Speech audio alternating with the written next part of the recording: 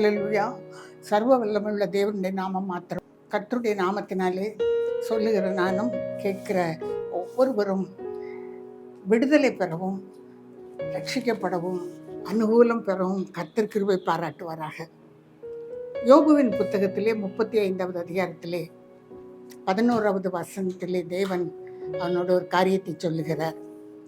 இம்மட்டும் வா, மிஞ்சி வராதே, உன் அலைகளின் பெருமை இங்கே அடங்க கடவது என்று நான் சொல்லுகிற போது நீ எங்கே இருந்தாய்?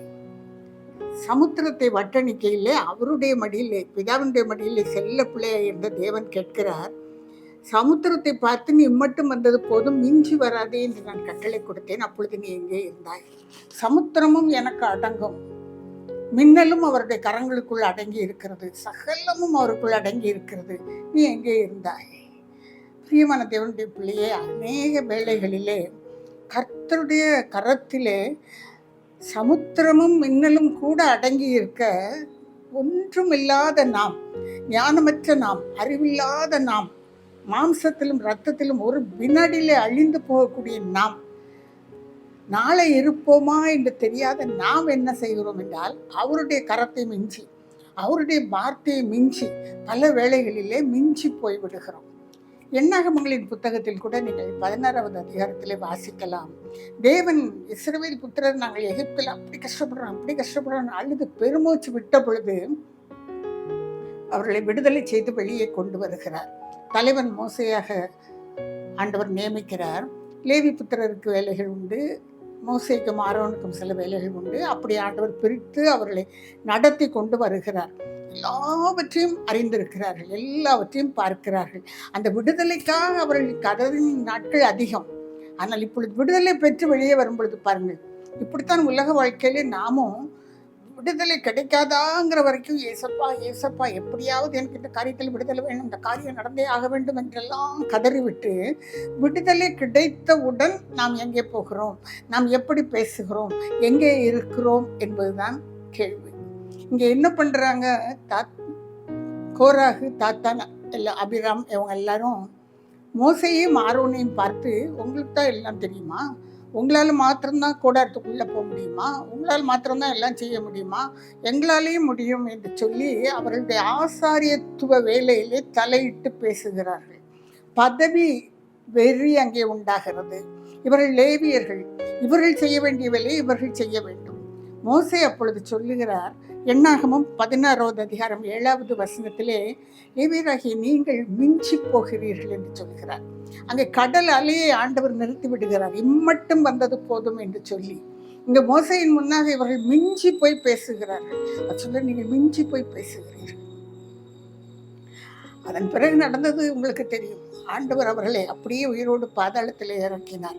பிரியமான தேவனுடைய பிள்ளைகளே, கர்த்தர் கொடுத்திருக்கிற பதவி, கர்த்தர் கொடுத்திருக்கிற காரியங்கள், இவற்றை குறித்து நாம் அதிகமாக தியானித்து துதிக்க வேண்டும். ஆண்டவரே, எனக்கு இவ்வளவுதான் இருக்கு, எனக்கு இது இல்லை அது இல்லைன்னு, எனக்கு இவ்வளவு இருக்குது, இவ்வளவு தந்திருக்கிறீங்க, ஸ்தோத்திரம், ஆனாலும் கொஞ்சம் குறைவுபட்டிருக்கிறேன். கடைசியில் சொல்லுவோம், கொஞ்சம் குறைவுபட்டிருக்கிறேன் ஆண்டவரே. இவர்களோ கொடுத்த பதவி விட்டு, எபிரேயர் 5வது அதிகாரத்திலே நாம் வாசிக்கிறோம், ஆரோனை போல அழைக்கப்பட்டால் ஒழிய அந்த பதவி யாருக்கும் கொடுக்கப்படுவதில்லை. அது கர்த்தருடைய அழைப்பு. அதை புரிந்து கொள்ளாதபடிக்கு சீனாய் மலையில பற்றி எறிகிற அக்னியாய் அவரை தரிசித்தார்களே, அவரை புரிந்து கொள்ளாதபடிக்கு மிஞ்சி போகிறார்கள். வாழ்க்கையில் மிஞ்சி போகிறோம். நிறைய காரியங்கள்ல நம்ம ஞானத்தின்படி, நம்ம அறிவின்படி, நம்ம இப்படி செய்தா என்ன, இதை செய்தா என்ன, இப்படி போனால் என்ன என்று சொல்லி மிஞ்சி போய் விடுகிறோம். பிரியமானவர்கள், அதனுடைய விளைவு பயங்கரமாக இருக்கும். இப்படித்தான் ஒரு ராஜாவை குறித்து நாம் வாசிக்கிறோம். 2 நாளாகமங்களின் புத்தகம் 35வது அதிகாரம் 20வது வசனம் முதற்கொண்டு நீங்கள் வாசிக்கலாம். அங்கே யோசியா என்ற அந்த ராஜா ஆண்டவருக்கு பயந்து நடந்தவன். கர்த்தருடைய சமூகத்திலே அவன் எல்லா காரியங்களையும், அவருக்கு பிரியமானது எல்லாவற்றையும், அவருடைய ஆலயத்தை செட் பண்ணிட்டு அவ்வளவு அருமையாக எல்லா ஆண்டவருடைய காரியங்களையும் மேற்போட்டு கொண்டு செய்தவன். அவனுடைய ராஜ்யம் அமைதியாக இருந்தது. அவ்வளவு அவனுடைய நாட்களிலே அவனும் அவனுடைய ஜனமும் கூடி ஆசரித்தது போல ஒரு பஸ்கா பண்டிகை ஒரு நாளும் ஒருவரும் ஆசரிக்கவில்லை என்று எழுதப்பட்டிருக்கிறது. அவ்வளவு சமாதானம், சந்தோஷமாய், மகிழ்ச்சி பொங்க பொங்க ஆண்டவருடைய சமூகத்திலே வாழ்ந்திருந்தவன் ஒரு காரியத்தை செய்கிறார் பாருங்கள். எகிப்தின் ராஜாவாகிய நேகோ என்பவன் கர்கேமிசின் பட்டணங்களை நோக்கி படையெடுத்து போகிறான். அப்பொழுது யோசியா கிட்ட சண்டைக்கு வரல, அவன் வேறொரு ராஜாவிடம் அவன் யுத்தம் பண்ண வந்தபடினாலே அவனை நோக்கி யுத்தத்துக்கு போய் கொண்டிருக்கிறான். இதற்கு நடுவில் யோசியா என்ன பண்ணுகிறான்? எகிப்தின் ராஜாவை நோக்கி யுத்தத்திற்கு கிளம்புகிறான். அப்பொழுது நேகோ சொல்லுகிறான், இல்ல வேண்டாம், கர்த்தர் என்னோடு இருக்கிறார், கர்த்தர் என்னோடும் இருக்கிறார், என்னோடு பேசினார். என்ன சொன்னார்னா, அவனை நோக்கி நீ படையெடுத்து போய் என்று சொன்னதுனால்தான் நான் போகிறேன் என்று சொல்லி. அவன் வேறு தேசத்தான், தேவனை அறியாத தேசத்தான் தான். ஆனாலும் நேகோவை ஆண்டவர் நடத்துகிறார். சில வேளைகளில் கர்த்தரை அறியாத பிள்ளைகளையும் கூட ஆண்டவர் நடத்துகிற விதத்தை பார்க்கும் பொழுது நாம் பார்த்து படித்துக் கொள்ள வேண்டும். அப்படி கர்த்தருடைய பிரசன்னம் அவர்களையும் நேசித்து சில வேளைகளில் பெரிய காரியங்களை அவருடைய கரங்களிலே கொடுத்து நடப்பிக்கிறார். இங்கு நேகோ சொல்லுகிறான், என்ன ஆண்டவர் சொன்னதுனாலதான் நான் அவன் கூட யுத்தத்துக்கு போயிட்டு இருக்கேன், உனக்கும் எனக்கும் என்ன, உன்கிட்ட எனக்கு எந்த பகையும் இல்லை, நீ பேசாம இரு. கர்த்தருடைய வார்த்தையை சொல்லி எச்சரிக்கிறான். ஆனால் வேதம் சொல்லுகிறது, யோசியா கர்த்தருடைய வார்த்தையை மீறி, கர்த்தருடைய வார்த்தைக்கு செவி கொடுக்காதபடி எகிப்து ராஜாவிடம் யுத்தத்திற்கு போய் வீணாய் மாண்டு போகிறான். பிரியமானவர்களே, அவன் வாழ்ந்திருக்க வேண்டிய காலங்கள் அதிகம், ஆனால் மாண்டு போகிறான். கர்த்தருடைய வார்த்தையை மிஞ்சி போனபடினாலே, அவன் சொல்லி எச்சரித்த பிறகும் மிஞ்சி போனபடினாலே. 2 நாளாகமங்களின் புத்தகம் 35:21 முதல் வாசிக்கலாம். அதை நீங்கள் 22வது வசனத்திலே நேகோ சொல்லுகிறான், ஆண்டவர் இப்படி சொன்னார் என்று சொன்ன பிறகும் அதை மிஞ்சி போகிறான். பிரியமான தேவனுடைய பிள்ளையை, கர்த்தருடைய வார்த்தை எந்த வகையிலாவது நமக்கு கடந்து வரும் பொழுது, வேதத்தை வாசித்து கொண்டிருக்கும் பொழுது ஒரு வசனம் இருதயத்தின் ஆழத்திற்குள் அழுத்தமாய் போனால் கூட அந்த வார்த்தையை நாம் மிஞ்சி போகக்கூடாது. அதை வைத்து யோசிக்க வேண்டும், எதனால் ஆண்டவர் இந்த வார்த்தையை கொடுத்து எச்சரிக்கிறார். இப்போ வேற எல்லாரும் இந்த கைபேசியில் சும்மா ஒருத்தருக்கு வசனத்தை அனுப்பிக்கிறாங்க, ஒரே குட் மார்னிங் தான், அதுலேயும் வசனம் தான், கண்ணில் பட்டு விட்டது என்று வைத்துக் கொள்ளுங்களேன். சற்று யோசிக்க வேண்டும், இந்த வார்த்தை இன்றைக்கு எனக்கு ஏன் அனுப்பப்பட்டது, இந்த வார்த்தை நிமித்தமாய் நான் இப்படி இருக்க வேண்டும் என்று தேவன் விரும்புகிறாரா என்று யோசித்து பார்க்க வேண்டும். கர்த்தருடைய வார்த்தையை அலட்சியப்படுத்தக்கூடாது. பிரியமானவர்களே, லூக்கா எழுதின சுவிசேஷம் 5வது அதிகாரத்தை திருப்புவோம் என்றால், அங்கு ஒரு மனிதனை இயேசு சந்திக்கிறார். அவன் வலையெல்லாம் கழுவிட்டு இருக்கான். அதாவது மீன் பிடிச்சு முடிச்சுட்டு வலையை கழுவிட்டு இருக்கும்போது அவனை பார்த்து சொல்றாரு, அவனுடைய போட்டில் படகுல கொஞ்ச நேரம் இருந்து மக்களுக்கு போதகம் பண்ணிவிட்டு, அதனால அவனுக்கு தெரியும் இவர் போதகர்னு. அந்த போதகம் கொஞ்சம் காதலையும் விழுந்திருக்கும். இப்போ இவனை பார்த்து சொல்லுகிறாரு, ஆழத்திலே தள்ளி கொண்டு போய், இன்னும் அவர் ஏறி படகுல உட்காந்துருக்கிறார், இன்னும் கொஞ்சம் படகு ஆழத்திலே தள்ளி கொண்டு போய் வலையை போடுன்னு. பேதுரு என்ற அந்த மனிதன், சீமோனாக இருந்தவன், என்ன சுபாவம்னா டக்கு டக்குன்னு பதில் சொல்லிடுவார். கூடவே யாக்கோபு, யோவான் எல்லாரும் இருந்தாலும் கூட எல்லா சந்தர்ப்பத்திலையும் கவனித்து பார்த்தீங்கன்னா இயேசுக்கு டக்குன்னு பதில் சொல்லுவார். அவன் சொல்லுகிறார், நாங்கள் ராத்திரி முழுசும் ஐயரேன்னு கூப்பிடுறாரு, ஐயரே ராத்திரி முழுசும் பிரயாசப்பட்ட ஒன்று கூட கிடைக்கவில்லை என்று சொல்லிவிட்டு, ஆனாலும் வார்த்தையின்படி நான் வலையை போடுகிறேன்னு சொல்கிறேன். கர்த்தருடைய வார்த்தையை மிஞ்சி போகவில்லை.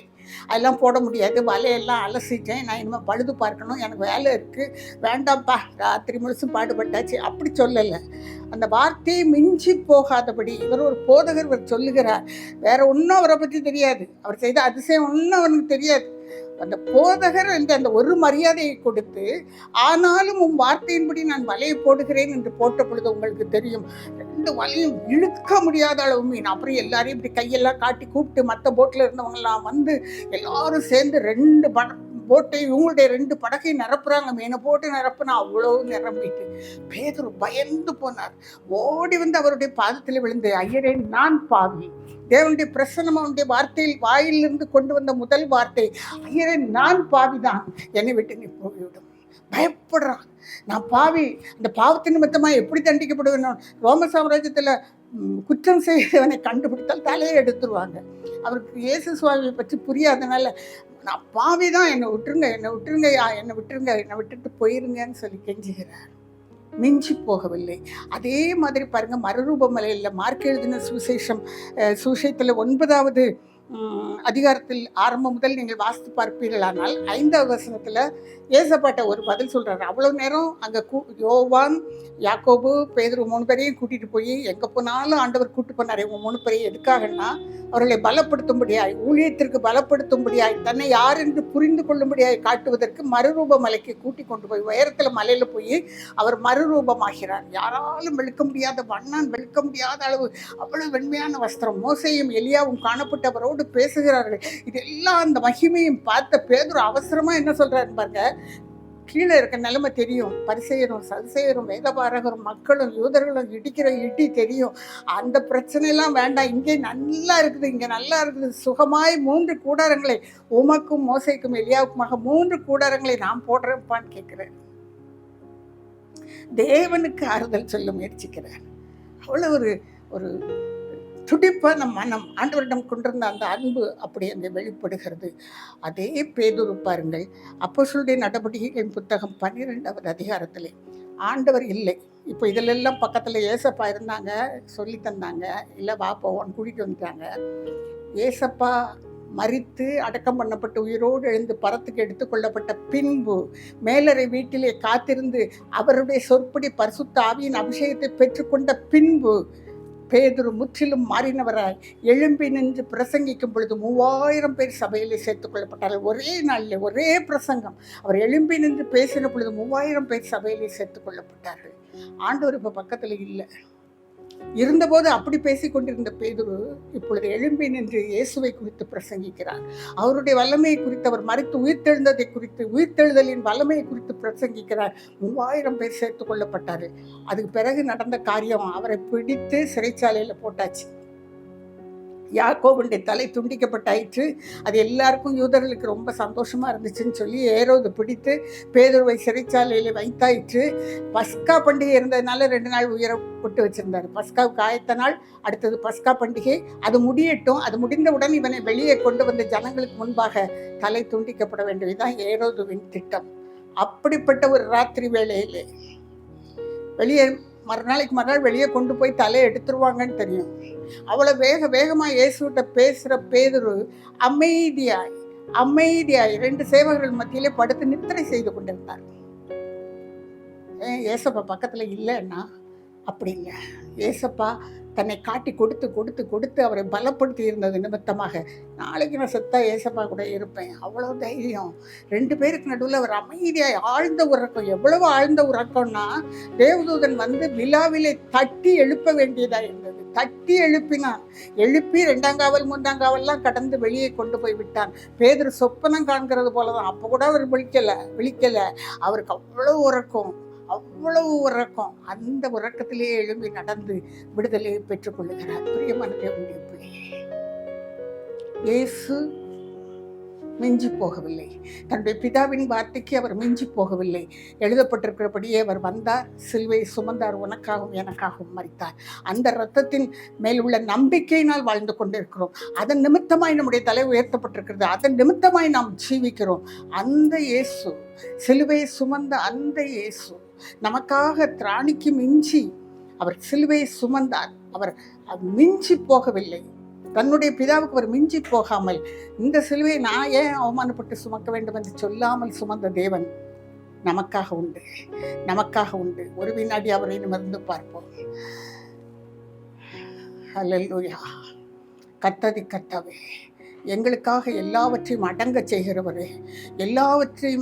செய்கிறவரே, அலைகளையும் வேதனைகளையும் பிரச்சனைகளையும் அலை போல வந்தாலும் அடங்க செய்கிறவரே, உம்முடைய பாதத்தில் விழுகிறோம் அப்பா. இந்த வேளையிலே கர்த்தருடைய கரம் எங்கள் ஒவ்வொருவர் மேலும் வைக்கப்பட வேண்டும் என்று செபிக்கிறோம்.